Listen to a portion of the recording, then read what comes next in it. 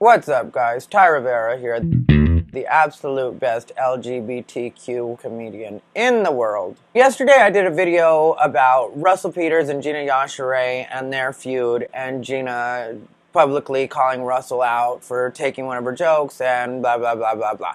If you want to see the video, it'll be up here. So what happened was, afterwards I thought about it and I was like, well, I have Russell's phone number. I should probably let him know that I made a video about him. So after I posted it on Facebook and I tagged both of them, because at first I thought that served as good enough notice, like, you know, I tagged both of you. But then I was like, I actually have Russell's phone number, and being that I do know him, it's probably a more admirable thing to do to hit him up and say, here's the deal, I talked about you today and this is it.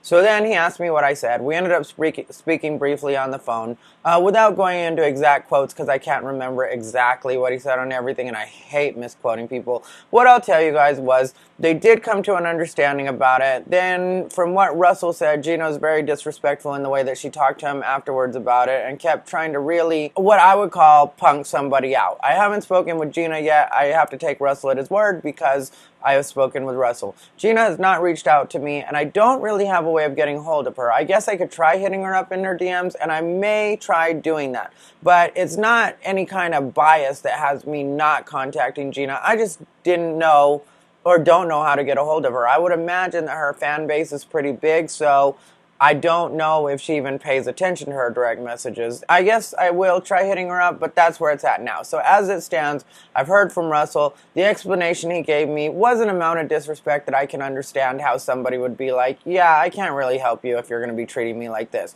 Because Russell has always been very respectful with all of us. When I say Russell has been very generous, I mean Russell has been very generous. So to buy somebody a Rolex with diamonds wouldn't be that big of a deal for him. It just wouldn't. And I know you think in regular people terms, and like, I wouldn't want to pay that. Trust me when I say that if Russell Peters does something like that, it's not about money. That's one thing I can tell you. It's not about the money. So that's where it's at with that.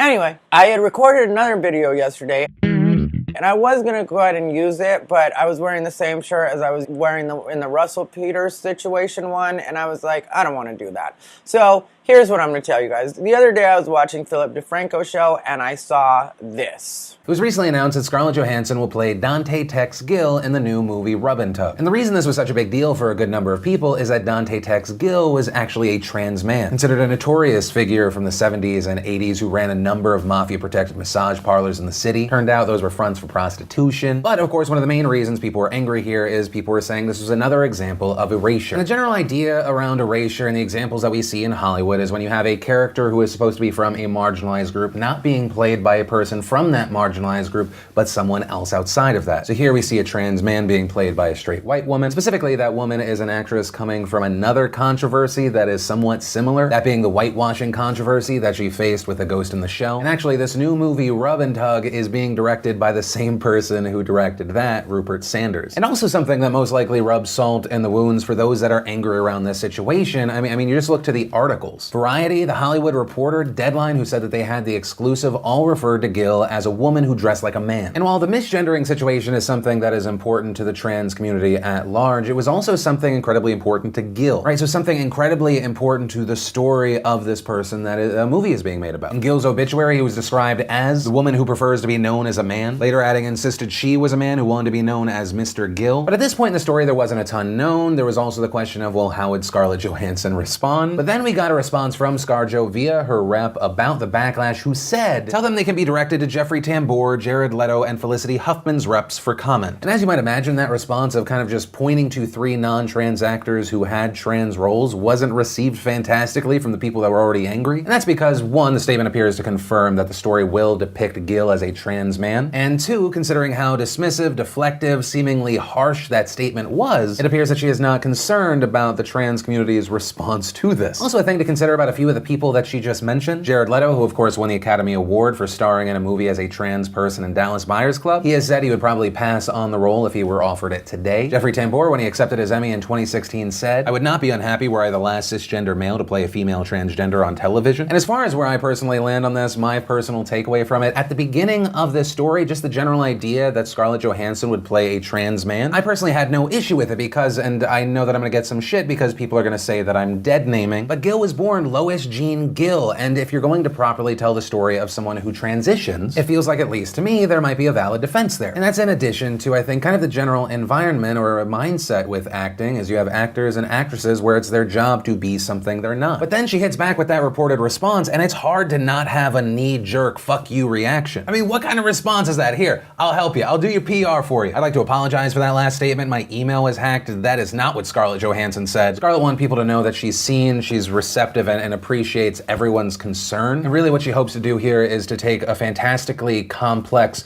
and rich story about one person's journey, of not only one person's experience, but one that extends to an entire community, and use this position that she is so incredibly thankful and privileged to have to open the door for so many more of those stories and so many more of those people. Now, of course, keep in mind that that response would still fall short, but it is better than the sit on it and spin response that everyone else received. Actually, sit on it and spin would have been a better response than what they threw out there, because at least a few people might enjoy this one. But with all of that said, I do want to pass the question off to you. What is your takeaway from this story? And I feel like there's two main points here. One, the general casting of Scarlett Johansson for this role. And then two, what do you think about her response to the criticism and backlash? First off, let me start off by telling you Scarlett Johansson doesn't care about you. Brown people, LGBTQ people, trans people specifically, Scarlett Johansson does not care about you. Scarlett Johansson is an actress. Scarlett Johansson knows that she's working on a limited amount of time to make money. No actor or actress has any idea of how much time they're gonna really have in the sun.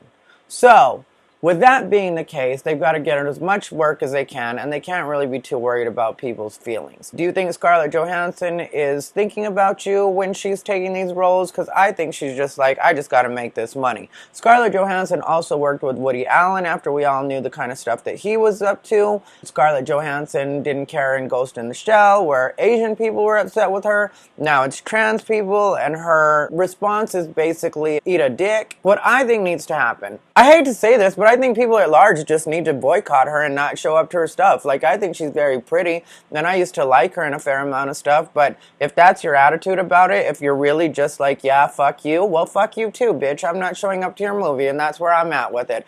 As an LGBTQ person that feels like maybe we should get a few more opportunities, I do feel like that's something I'm willing to say. I'm willing to say a quick fuck you to Scarlett Johansson. Now, as far as the rest goes, we don't support our own people. That's one thing that happens in the LGBT community for sure. I can tell you as an LGBTQ comedian, not only an LGBTQ comedian, but the best one in the world, I can tell you that a lot of times LGBTQ people don't show up to shows. They don't show up regularly. They don't show up consistently. You're not on the top of their list. In a lot of cases, the LGBTQ community is still supporting Margaret Cho and Kathy Griffin, which I wouldn't say not to support Margaret Cho and Kathy Griffin, but I would say that there's enough money to go around that you can support Margaret Cho, Kathy Griffin, and other LGBTQ performers. And I'm not saying this just when it comes to stand-up comics like myself. I'm saying it in general when it comes to actors and actresses. When it comes to this specific situation, think about the people in our community that could actually take roles like this. Say you were in charge of Hollywood and they were like, Hollywood came to you and they were like, okay, what trans actors would you put in this position? Would you say should be in this role or should be up for this role? Because to me, when it comes to the casting itself, I don't really know that that's about erasure or any kind of discrimination. One of the things that happens when it comes to casting is if you cast a person that's from the community, what's going to happen is they're going to play things very subtle. If you hire a trans man to play a trans man, he's going to play it like just a man. Where if you hire a woman to play a trans man, she is still going to be trying to adopt the mannerisms of a man and not be as far along as an actual trans man is. And so she's going to be able to play it more the way they want it, play it a little bit bigger. Like, this is why a lot of times gay actors don't get hired to play gay roles, because if you hire a gay actor to play a gay role, the way he's going to play gay is very subtle. If you hire a straight man to play a gay man, they're going to play it up and be fabulous, because they've got to play what they consider to be a gay man, which is what the general public sees as a gay man. Like, if you take some of the gay actors out there, a lot of them aren't the most flamboyant. A lot of them are actually pretty stealth, you could say, or straight acting masculine. I don't know how you would put it, but like, you know, even Neil Patrick Harris. Neil Patrick Harris doesn't act like a gay man. And even to mention that, Neil Patrick Harris on How I Met Your Mother played a straight man. He played a very straight man. So for him to play a very straight man, it would seem that that's not exactly in the spirit of equality if we're going to allow gay men to play straight men, but then when a straight man wants to play a gay man, suddenly that's not allowed. When it comes to trans people, I realize that there are probably trans actors that could use that role, but as far as that goes specifically, what would be a bankable box office name for the mainstream public that will come see that show when it comes to a trans actor? Because I can't think of a single trans actor myself, and I am an LGBTQ man. So if I, as a gay man, couldn't tell you who a notable trans actor would be, how would you expect middle America to decide to go see a big budget movie? Because if they've got Scarlett Johansson, this is a big budget movie. There was another situation where it was kind of a reverse version of this, and that's when Greg Louganis' story was out. That was like a made-for-TV, so not necessarily big budget, but Mario Lopez ended up playing Greg Louganis, which we can all agree that Greg Louganis and Mario Lopez are not the same skin tone and probably not the same race. Greg Louganis is adopted, and I don't know what his birth parents look like, but I know that looking at Greg Louganis, he was one of my young crushes. I loved Greg Louganis when I was a kid. So hot. So hot. But, yeah. Sorry, I got distracted by remembering Greg Louganis' hotness. Greg Louganis was played by Mario Lopez, who Mario Lopez is Latino and straight. Nobody had a problem with that, and maybe that's because we all liked looking at Mario Lopez half naked. Now, I'm going to tell you another thing. When it comes to our community and people from our communities, what we've got to stop doing is expecting people from our community to be any more perfect than anybody else from any other community. But I think I've spoken enough for today. Hit subscribe, like, comment, you know the deal. Ty Rivera, also known as the absolute best LGBTQ comedian in the world. Enjoy your Friday, ladies and gentlemen. Yes, enjoy your Friday.